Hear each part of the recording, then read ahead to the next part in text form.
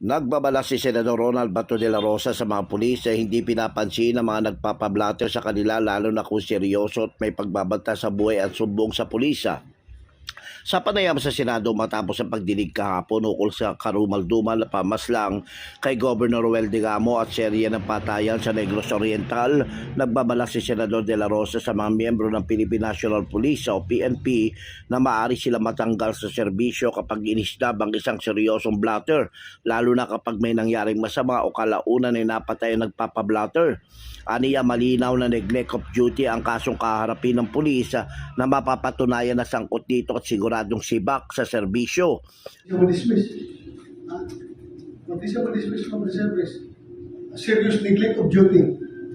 Hindi niya ni-record yung gustong ipa-record ng isang kumplina doon sa police station. Serious neglect of duty. Na high blood kahapon si De La Rosa matapos isumbong ng mga testigo at maging si Pablo na Mayor Janice Digamo sa pagdinig sa Senado ng ilang mga biktima ang nagtungo noon sa impila ng pulis upang magpablatter sa banta sa kanilang buhay, subalit hindi sila pinapansin. May isang biktima pa ang sinabihan ng pulis na guni-guni lang ang sumbong ng biktima na makaraang ang ilang araw ay napaslang na ito matapos na pagbabarilin. Dahil dito inatasan ni Senador De La Rosa ang opisyal ng PNP sa Negros Oriental na alamin kung sino ang pulis na nagsabi ng guni-guni sa kawawang biktima. Dagdag pa ng mambabatas, lumalabas tuloy na nagko-contribute pa ang pulis sa pagkakapaslang sa kawawang biktima dahil kung agad na inasikaso ang blatter at sineryoso ang sumbong ng napaslang na biktima, tuyak buhay pa ito sa kasalukuyan. Ito kanina sa police doon sa Negros Oriental, dapat not only for Negros Oriental, this goes to all police station all over the Philippines.